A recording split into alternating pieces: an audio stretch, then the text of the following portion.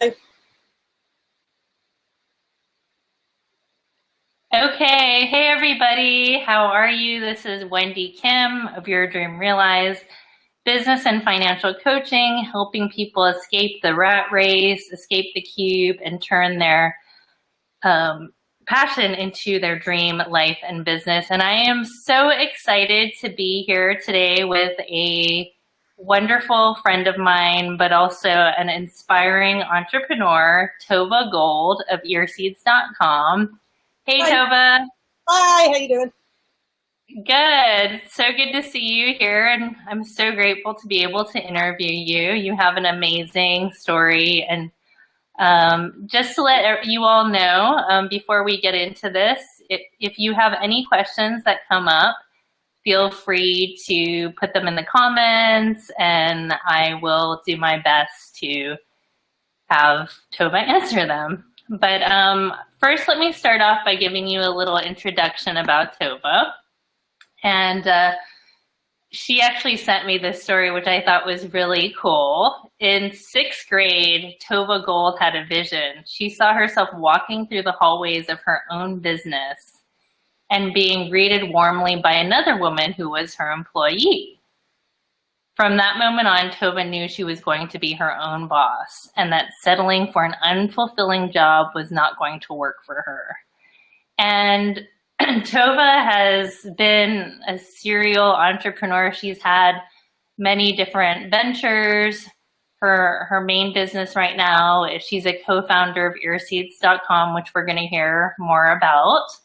But let me just start by asking you, Tova. So before that's pretty amazing. So from sixth grade, you were thinking about being an entrepreneur? Yeah, I do have that memory, like lying in bed and like having this vision. I remember because it was like the 80s, and like in my mind, I had like big fancy like dynasty hair and the shoulder pads. But I really did, like when I think back to it, I'm like, I really did see myself that way. I also was fortunate that my mom had her own businesses, even back then. So I got to see that, entrepreneurial spirit in action in my mom from a very young age. So, yeah. And I knew that, like, as a creative, she was also a creative. Like, there was only so much you could handle in that industry. Mm-hmm.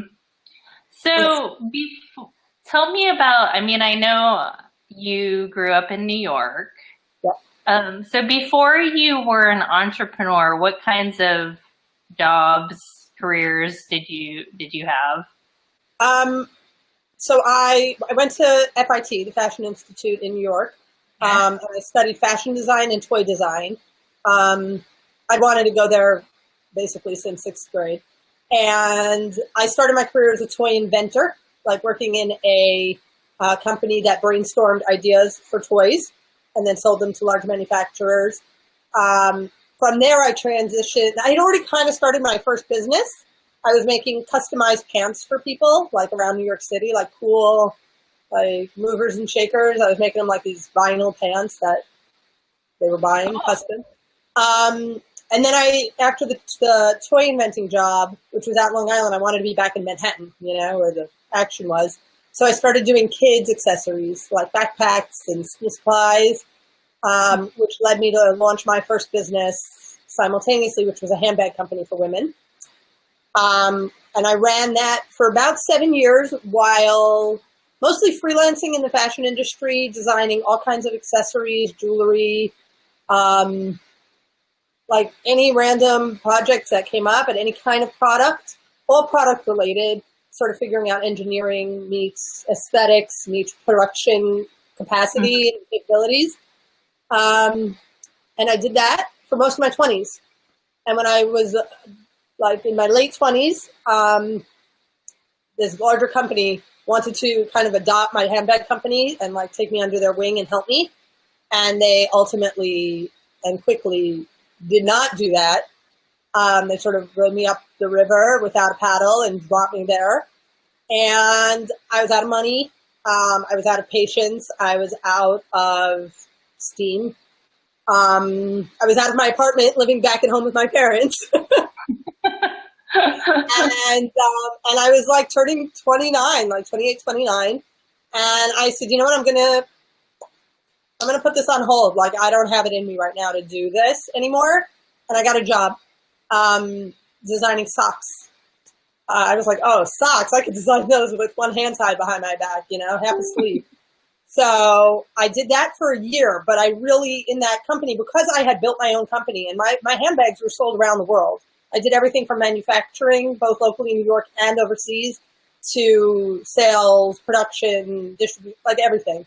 So in that sock company, I was really able to take all my knowledge and apply it to their structure and grow their business tremendously within that year. Just as an example, when I left after a year, the head of they sold Puma socks, was like their big brand. And they told me in that 1 year, they 10 times their sales from the year before. So I was like, was it 10? I don't know. It was like a $10 million leap on a company that was, and I was like, oh, I'm pretty good at this, I think. And then at that same time, I met my husband, got married, we started a family, bought a house, started all those traditional things that you do. I had a job, I had a husband, I had a house, I had a kid. And then for the next 7 years after the sock company, I worked at a company that made all kinds of products, everything from workout gear to pajamas. Anything that the owner could say, oh, we can make this. He'd give it to me like a sample and say, turn it into a product. We're going to sell millions of them. And so what was that experience like, going from having had your own business, having done everything, to now working for someone else and growing really their business? At the time, it was a real relief, actually. I loved it. It was a fantastic opportunity to take all the knowledge that I had, and I was given quite a bit of creative leeway, and apply it within a construct of a business that had the potential to grow it for me. So I was using all my skills, all my talents, without having to worry about how am I going to sell? Because when I was doing my own business, it went from a creative process to all about the business side. And I was not the business side person, but I'm not. So it was really great. I came at that job with a lot of confidence. So I was able to negotiate the salary and the schedule that I wanted. And I was really good at my job. I know that sounds maybe a little arrogant, but whatever.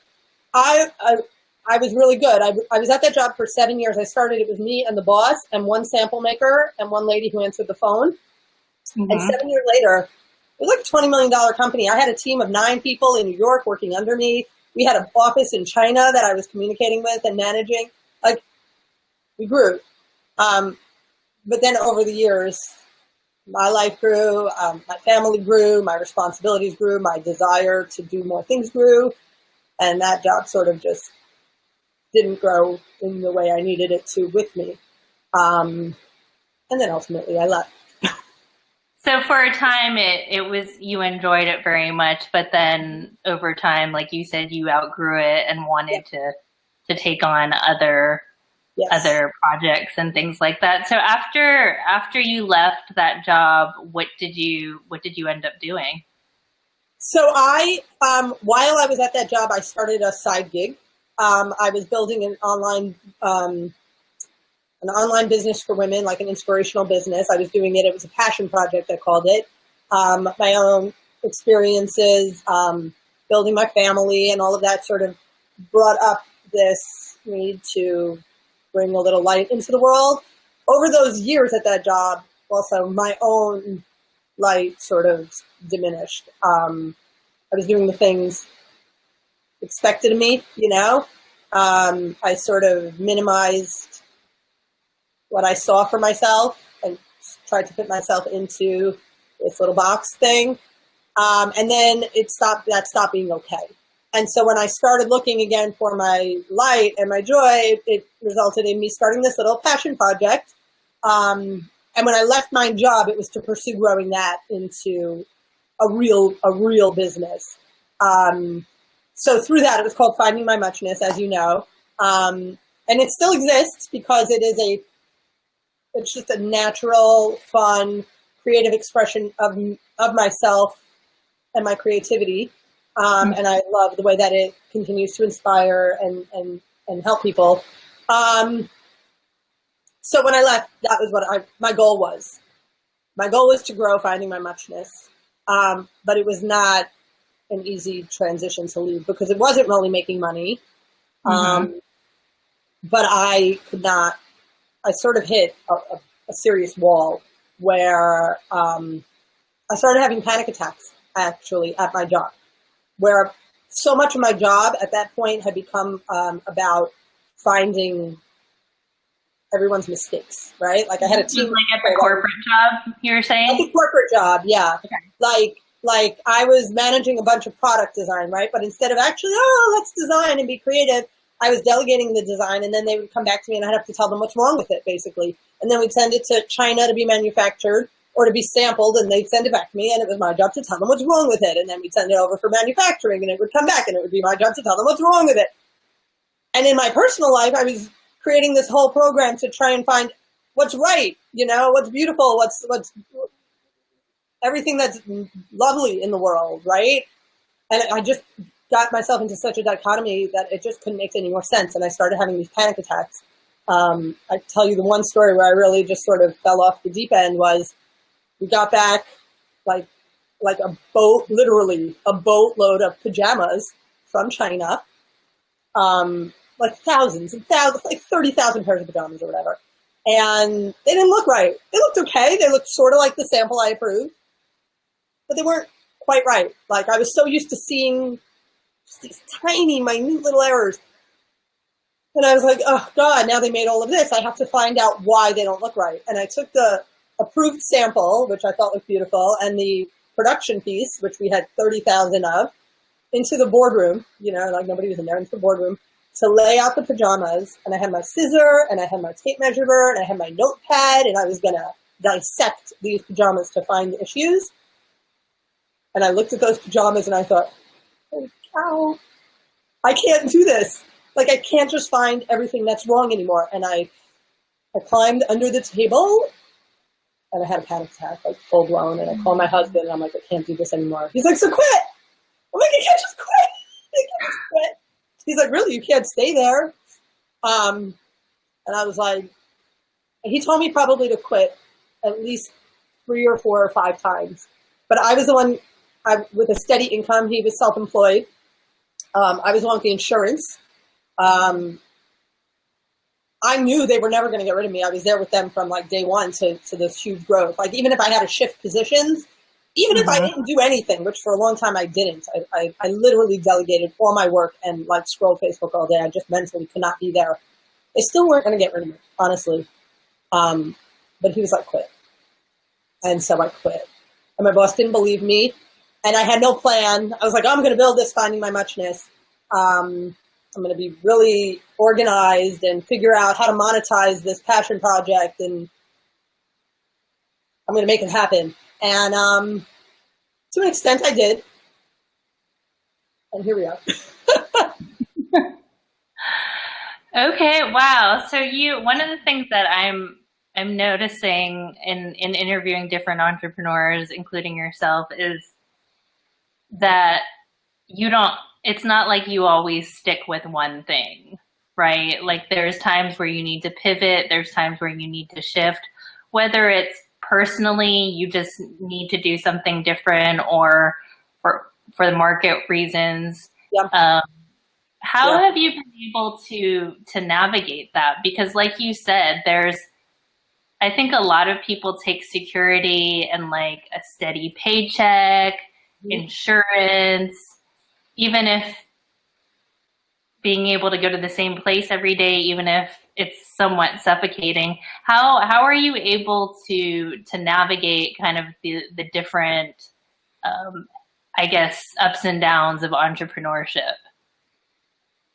I guess you just do. The work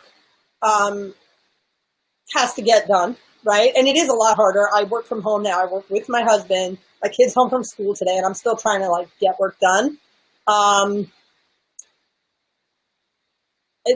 People talk about fear and like, oh, how do you work around the fear? The fear sort of keeps you working, right? Like everyone's like, oh, I'm afraid. Okay, fear is fine. Also, trust. Trust in yourself, trust in the universe, trust whatever it is so you can sleep at night. But also, if fear is what gets you hustling in the day, then that's okay.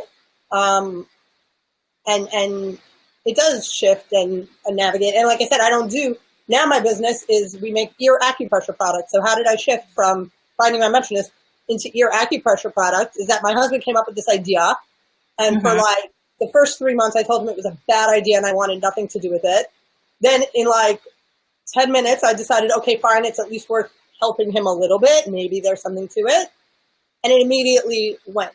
And so I had to kind of like pivot. I was so focused on growing the Muchness project, but I knew that I needed to focus on ear seeds. And I know that if we can build this business and continue to build this business, then there'll be space for me to do that in the way that I need to do it. And I also have been able to pull parts that I loved about doing that business and apply it to ear seeds. I love the inspiration. I love the color and the joy that was all part of my inspiration business. And I bring that to ear acupressure. It's sort of what differentiates us is this voice of positivity.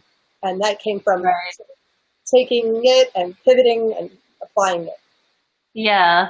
So now that you've segued into earseeds.com, tell me a little bit more about your business and what are some of the things that you guys treat with the ear seeds?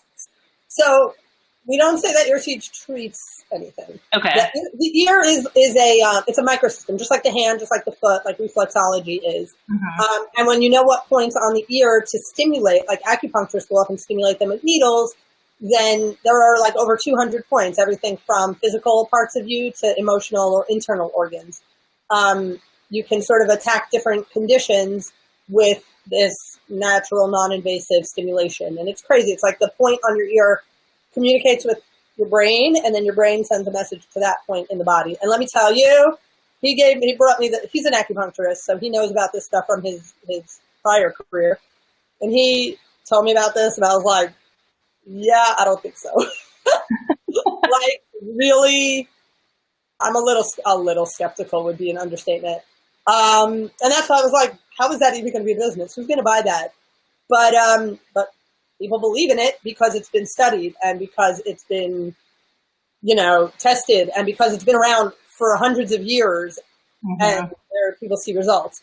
So we create different products that use these tiny little pellets that you put on specific points in the ear, and we give you different charts with points that are appropriate for that condition. So for instance, if you have back pain, like this little section of your ear over here is indicative of the spine, right? So if you have back pain in your lower back, you would put points like up at the top of your ear, and if you have pain.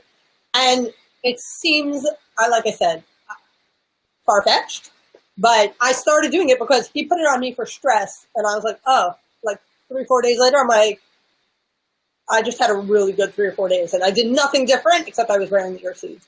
And then I've used them at this point for everything from colds to back pain to weight loss and headaches. I use them for headaches. Whatever shows up, I'm like, where are the points? Where are the points? And I put them on. And yeah, that's wow. Yeah, that's amazing. I see a question. Our website. So questions is how can we get some of that product? I will put the link to earseeds.com. Is that the best way for people to get access to the product? Yes. Okay, yes. So I'll put that in the comments afterwards. To ask you, one of the things that we've talked about is moving from New York to San Diego. And I wanted to ask you what that process was like and why you decided to make that move. So my husband actually came to school here in San Diego like 20 years ago. He always loved it. Then he moved back to New Jersey afterwards, which is where we lived. He was always talking about how San Diego was a paradise. And he hated the cold. For years, we talked about wanting to move someplace warmer. With Florida seemed like the obvious choice, but it was just not happening. And I worked in the fashion industry my whole life, my whole career, from the time for like 20 years or almost that. Like there was nowhere else for me to go in my industry. Maybe Florida, maybe LA, but I didn't want to move to LA. So we didn't move, right? And my husband had a great, practice and setup for his acupuncture stuff in New Jersey. And he's licensed in New Jersey. He's not licensed in New York. He's not licensed in California. So we weren't going anywhere. But then I left my job. And then talk about fear. So he had a really steady income from where he was practicing acupuncture with a chiropractor. And a few months after I left my job, the insurance situation changed at his office. And basically, he no longer had work either. So it was during a year where we were both basically unemployed, where we were trying new things, learning new skills, getting online. I was trying to build a muchness. He was doing all of this other stuff. He really is dedicated in so many ways to helping acupuncturists and other holistic health practitioners grow their practice and reach more people. So he really tuned into that, which is how he came up with the idea for ear seeds. We launched the ear seeds, and so at that point we were both not looking for work because we were like, okay, we're all in. Mm-hmm. And then we're like, why are we going to do this in New Jersey? like if we both left our careers and we're starting to sort of, get into something new, where are we going to do it? What are we going to do? And then it was February and it snowed, and we were like, ew. And also working from home, here was a big thing. For a year, we had been working from home together. And when it's too hot, like it gets in the summer in New Jersey, you don't want to leave the house. And when it's too cold, like it gets in the winter in New Jersey, you don't want to leave the house. And I was sort of falling into sort of a depression. I was going 3 days without getting out of my pajamas. I'm like, oh, work, sleep, work, sleep, eat. Like, it just was not working.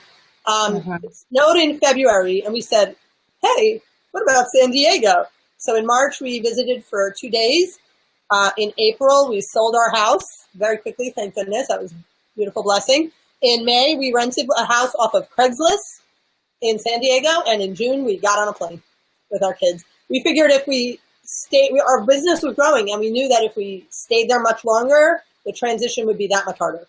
And so we just had to grab the bull by the horns. Our kids they were just young enough where we could move and transition, and it wouldn't be such a hassle and such an adjustment. And we up and moved. It was the best thing ever. So how does your lifestyle now compare to your lifestyle over there?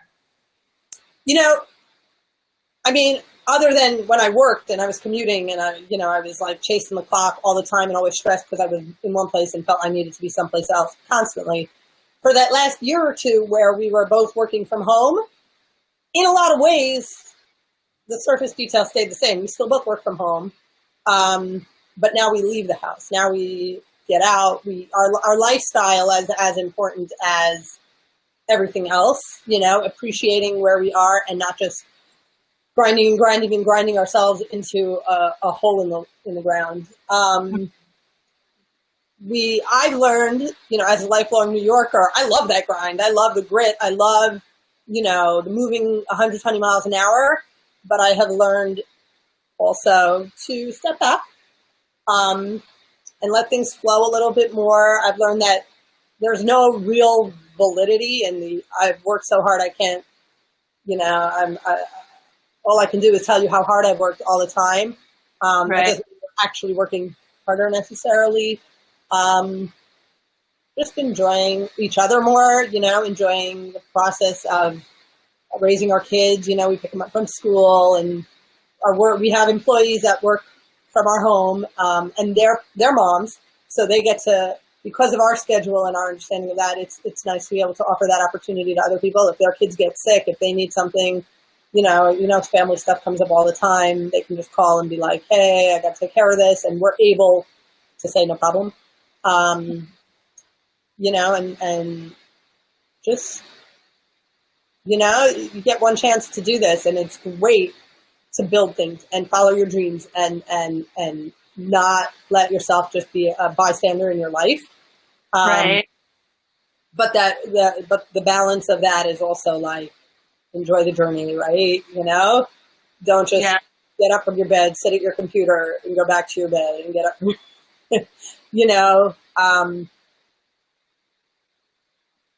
Yeah, for sure. I wanted to ask you what advice you would give to people who are either starting a business or are thinking about starting a business, but are really afraid of the uncertainty or wondering if they have what it takes. What kind of advice would you give to those people? Well, two things. I would say, like, there is never a better time than right now, both for any individual and for individuals in general. I mean, with the internet and all of the tools at our fingertips, the opportunities are boundless, which of course makes it more challenging because it's easy to be sidetracked and all the shiny objects. But fear, I feel like in the last, I don't know, decade or so, maybe it's just me, fear was never a thing. I mean, it was always a thing, but it was never a thing. Like I grew up like, of course there's fear. That's part of the package of things. But like, I watched my mom do this stuff, and her life is not like all peaches and unicorns. Okay, so you're afraid. What do you want? A cookie? Like, deal with it. Like, the fear is what gets you up in the morning. Coming out of you. But like, I mean, and I'm guilty of it too, of course. I haven't done things for fear. I procrastinated for fear. I've made the wrong decisions for fear. I've stayed where I shouldn't be for fear. But at the end of the day, we put fear as like this. We've given it a lot of credit in the, oh, fear. Let's talk about your fear. Let's get to the root of your fear. Why are you afraid? What are you really afraid of? Like, okay, fine. Like, put it aside. You have the skills. You have the tools. You have the time. Like, even if you don't think you do, even if it's small little increments, I don't want to say we all, I think it's arrogant to say we all have those things, but to an extent, those things are here, right? And it's just prioritizing them if it's a priority to you. And listen, if your fear is bigger, maybe you shouldn't do it. And that's not a bad thing. Maybe it's not the right time. It was not the right time for me when I was, first married and having kids and building my family and building my home. Like, that was what I needed to be doing then. But then when the time was right, I listened to the feeling, the panic attacks, that's how hard it had to get in order to know, okay, enough with the fear, enough with the, cowering to it. It'll be here. Right. I got to do what I got to do. That was so New York. Yeah. No, that's great. It reminds me of Elizabeth Gilbert. Like, she talks about how fear will always be there, but it'll always be in the car, but put it in the back seat. Don't put it in the driver's seat. Right. So, absolutely. I love that book that she wrote. I love that letter she wrote to fear, and it's true. And it reminded me, because even, again, you go through and then you get trapped in a cycle and you forget and then you remember. Yeah. Fear, this big women's entrepreneurshove, I think they make fear a big thing. You know why? Because they can sell you tools to get over your fear. Stop it. Get over it. Move forward. Good point. I was going to ask you if what causes you're interested in, because one of the things that I'm passionate about in my business is being able to support different causes and organizations and give back, because I feel like I've been given so much. And I was just going to ask you, in your business, how are you able to give back? So through our business specifically, we've occasionally done like limited edition products that will support and give a portion to different, like breast cancer charities and stuff. I think as a family, we give to like our organizations in our community, and being able to, when people are even just personal, fundraising goals, or like we have a niece who's special needs, so we give to an organization that for years has helped her, and for years we weren't able to. Like we would, when people that or organizations that we knew about and believed in would come to us, it feels you want to, and be able to help and support. So just keeping our eyes open, we don't have like a specific, other than our acupuncturists in general and helping them grow, because we believe in the power of, that kind of medicine. And our business platform is really on helping them grow. We have a product, and we want to help other individuals with the product, but a big part of it is in spreading that message about like alternatives. And I do believe in Western medicine as well, not like that, but keeping a balance. And then, like our local communities, special needs stuff. I'm heavily involved in like the twin-to-twin transfusion syndrome team, which is a group that sends care packages to families that have suffered a loss from a placental disorder called twin-to-twin transfusion syndrome, which we suffered from, and we lost our twins from it. But it just goes in and out, and having a business that allows us the opportunity to help others is. Yeah, and definitely. It sounds like you guys are helping a lot of people in their health. With, you mentioned stress and anxiety, and yes. So that's awesome. So in terms of if people want to find out more about you, your business, we talked about earseeds.com, which I will put in the comments.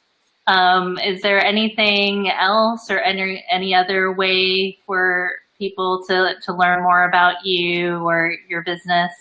So with the Earseeds, earseeds.com, you can sign there. I'll tell you a hint. If you sign up for our mailing list, you get an opportunity to purchase a kit at probably like a reduced price beyond what we normally offer. So just sign up for that. And then my own Finding My Muchness, it hasn't been updated in a while, but it's a bit more background about my story and about that that personal, creative passion project that I do, that sort of fills me. And I'm going to keep doing that because I have to. And is that Finding My Muchness? Finding My Muchness. Muchness is based on the idea of there's a line in Alice in Wonderland where the Mad Hatter says to Alice, "You used to be much more muchier. You've lost your muchness." And Alice then embarks on a journey to find her muchness. So I heard that line and I was like, that's what I need. I need to find my muchness. And that whole story is over there. And okay, cool. I put a link to that too. All right, cool. Thank you. Thank you so much, Tova. And it was great talking to you and learning more about you. And thank you guys, everyone, for showing up. And please feel free to continue to comment. And I'm going to tag Tova. And if you have further questions for either me or Tova, feel free to put it in Facebook. Okay, thanks, everybody. Thanks. Bye. Bye, Tova. Bye, Wendy.